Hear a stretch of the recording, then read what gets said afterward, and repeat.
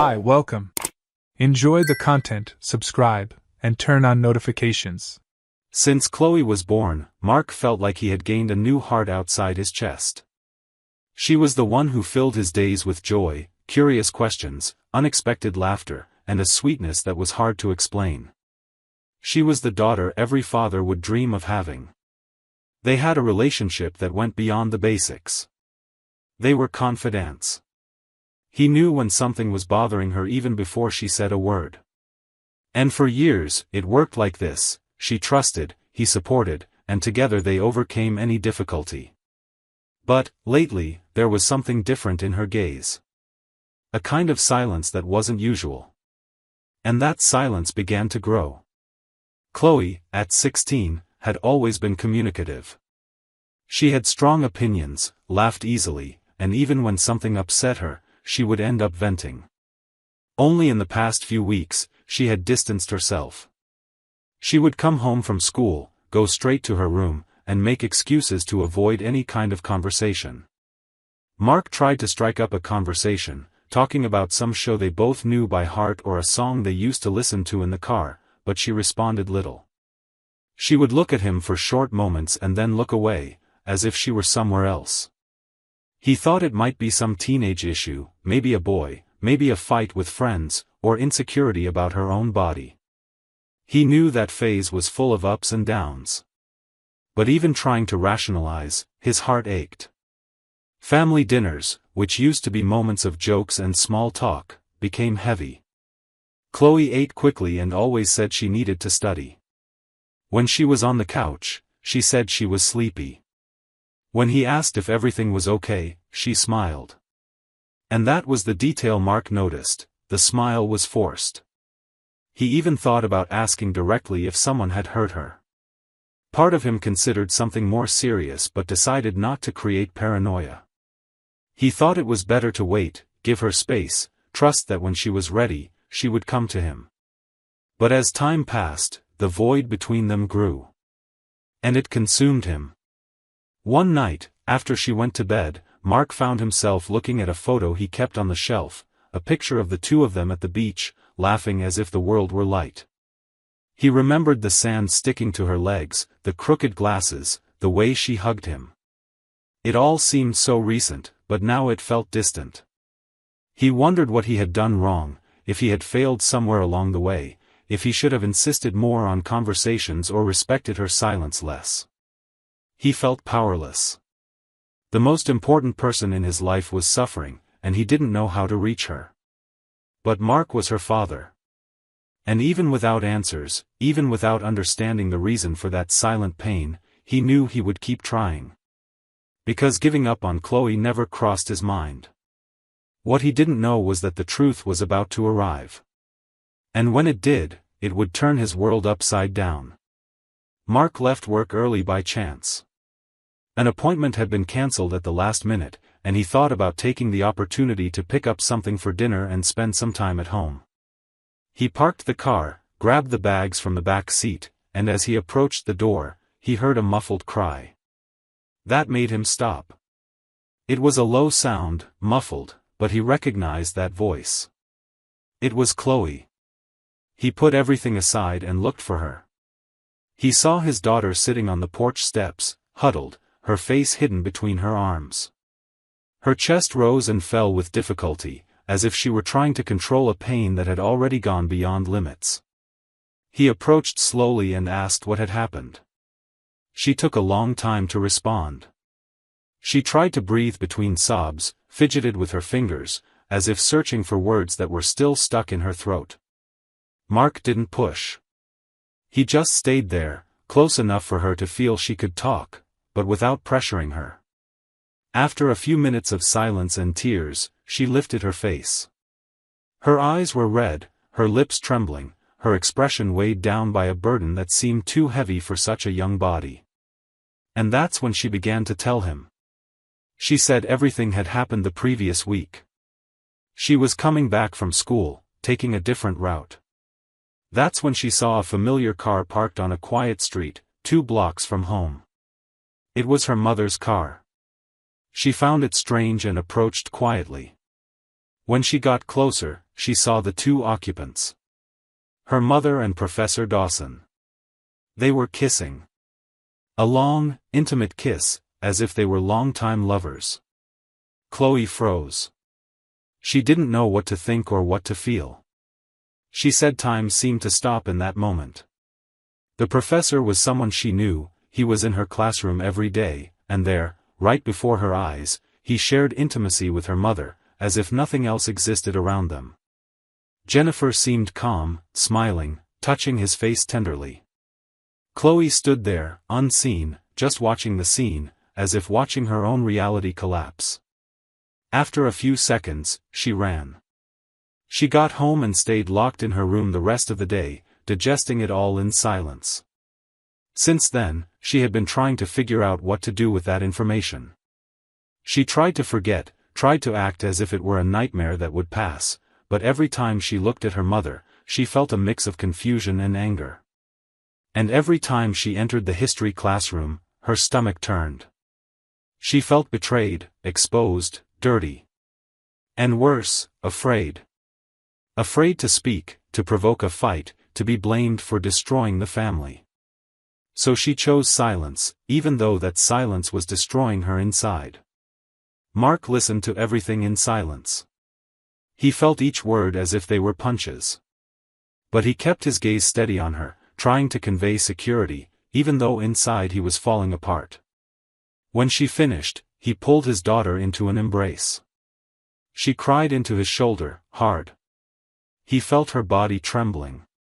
And even though he didn't yet know what he would do, he knew what he needed to say right then, at that moment. He told her she wasn't alone. That he believed her. That he would do whatever was necessary to understand what was happening. And that, above all, she was his priority. That calmed her heart a little. For the first time in days, Chloe allowed herself to breathe deeply.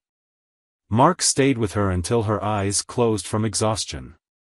Mark spent the night thinking about the woman he loved, the one he had shared his life with for so many years, who now was a huge question mark.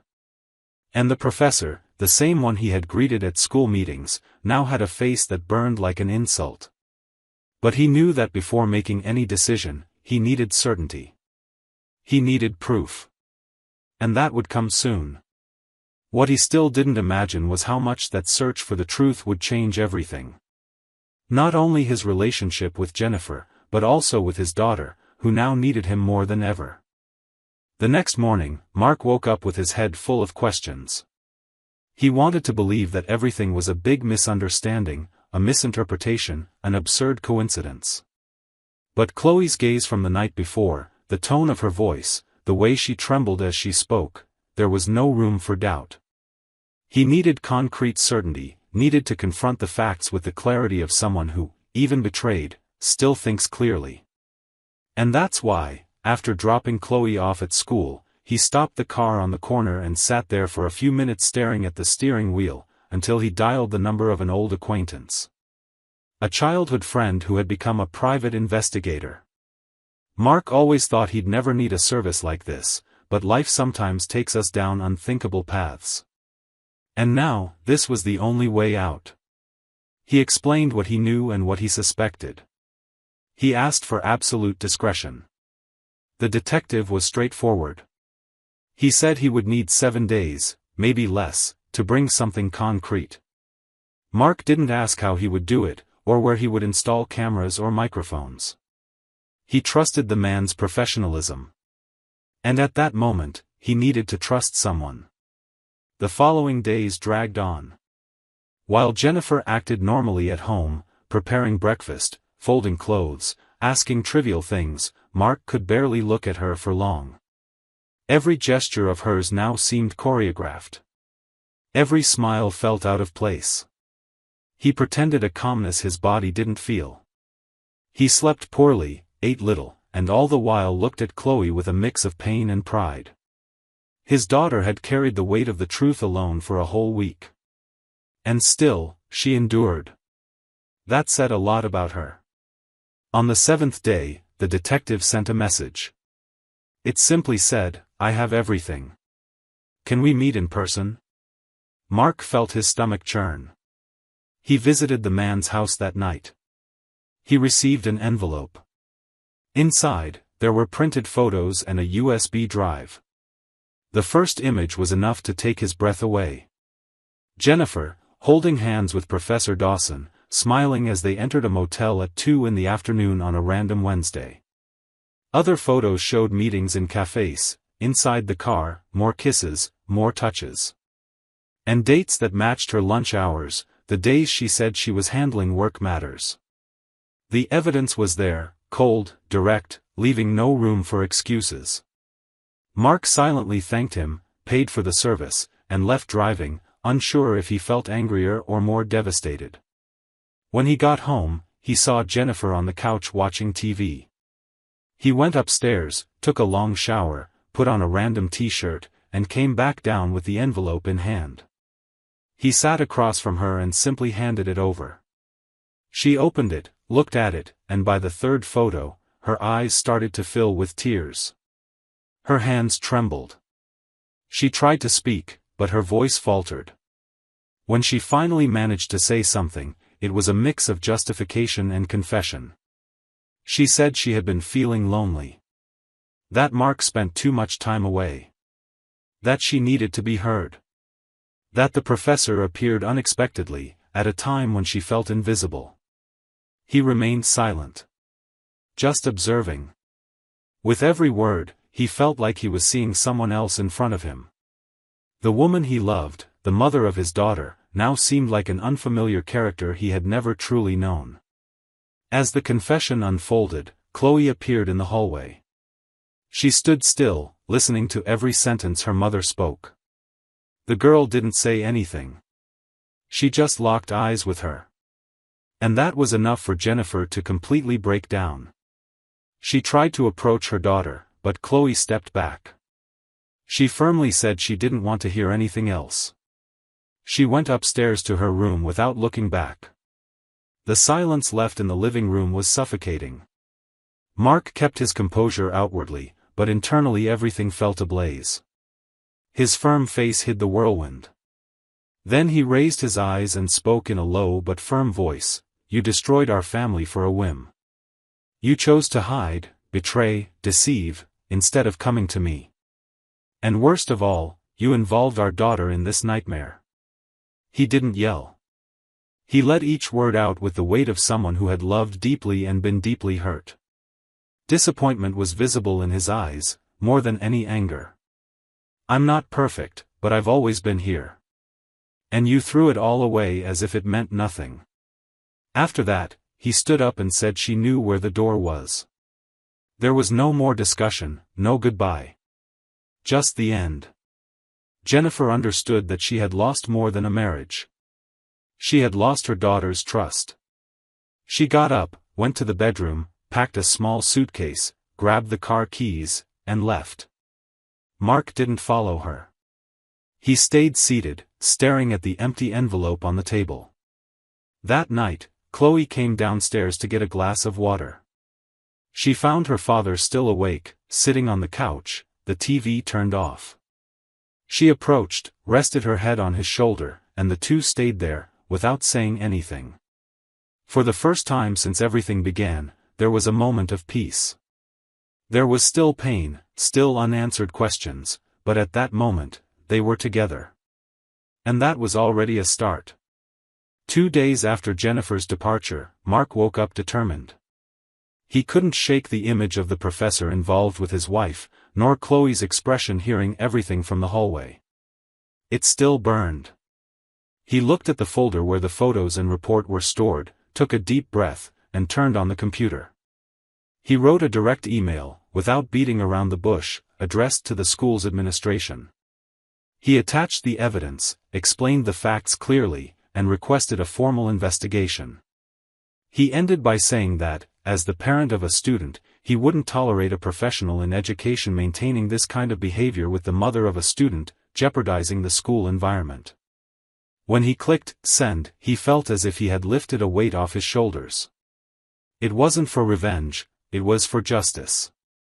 And, above all, for Chloe. The school's response was quick. That same afternoon, Mark received a call from the coordinator. She thanked him for the information, confirmed receipt of the material, and informed him that Professor Dawson had been suspended pending immediate investigation. 2 days later, another email arrived. In it, the school officially announced the professor's dismissal due to conduct incompatible with professional ethics. They also guaranteed that a committee would be formed to review internal protocols and that the administration was committed to the safety and respect of all students. Mark read the message with relief. He didn't smile, but he felt he had done the right thing. Handing over that evidence didn't erase the pain of betrayal, but it was a necessary step to prevent anyone else from being hurt in the same way. Chloe learned about the professor's dismissal online. A classmate sent her the link to the news that was already circulating among parents' groups. She read it all in silence, then went to her father and asked if he had been responsible. Mark didn't lie. He said yes. He explained the reasons, said it was about protecting her dignity, the environment where she studied, and his integrity as a father. Chloe hugged her father tightly, without saying anything. It was the first time in weeks that she showed this kind of spontaneous affection. And that, for Mark, was more than enough. In the days that followed, the house settled into a new rhythm. There were still moments of silence, especially during the times when Jennifer used to be present. But it was a different kind of silence from the one of recent times. It was a silence that brought calm, not confusion. Mark reorganized their routine, adjusted his work hours to drop off and pick up Chloe from school, and started cooking with her at night. They chose simple recipes, some went wrong, but laughter returned. Little by little, the two began creating a new way to live together. Nothing seemed like before, but there was something new there. A care that grew in the small things. Chloe started talking again about her future plans and even mentioned a writing contest she wanted to enter. She said the theme was, "What is courage?" and that maybe she had something to say about that. The divorce came weeks later, discreetly and without disputes. Jennifer, already regretful and quieter than ever, decided not to fight over anything that might create more conflict. She said she preferred to see Mark and Chloe continue living in the house, that she didn't want to take her daughter's home away, and that keeping the old apartment they had bought together, the one they once planned to use as an investment rental, would be enough for her to start over. Mark accepted, not out of generosity, but because he wanted to end things with dignity. As for Professor Dawson, he didn't stay with Jennifer. After the scandal, no school wanted to hire him again, and he had to move to another city, where no one knew him. Everyone left Mark, but only some understood the real weight of the choices they made. Jennifer tried to reconnect a few times. She sent messages, asked if they could talk. Mark replied formally. He said contact should be made via email and only if it concerned their daughter. Chloe, on the other hand, chose silence. She read her mother's messages but didn't reply. She still couldn't deal with the image that was etched in her memory. For her, forgiveness was a long road, and that point on the road was still far away. Mark didn't interfere. He gave his daughter space to decide how she wanted to handle her mother. He knew forcing premature forgiveness could be crueler than absence. Time passed. Wounds healed slowly. And one day, when he least expected it, Chloe came home from school with an envelope. It was the approval letter for the contest. She had won. The text spoke about a father who became shelter when everything collapsed. Who didn't raise his voice, who chose the truth, and stood firm when the world fell apart. Mark read the essay sitting at the table, his eyes misty. Chloe, without saying a word, watched him. When he finished, he looked at his daughter and simply said, "You saved me too." And in that moment, both understood that what they had built together was stronger than any lie. Because some truths, when faced with courage, transform pain into strength and disappointment into an eternal bond. Thank you for watching the video. If you enjoyed it, don't forget to subscribe to the channel and turn on notifications so you won't miss any updates. See you next time.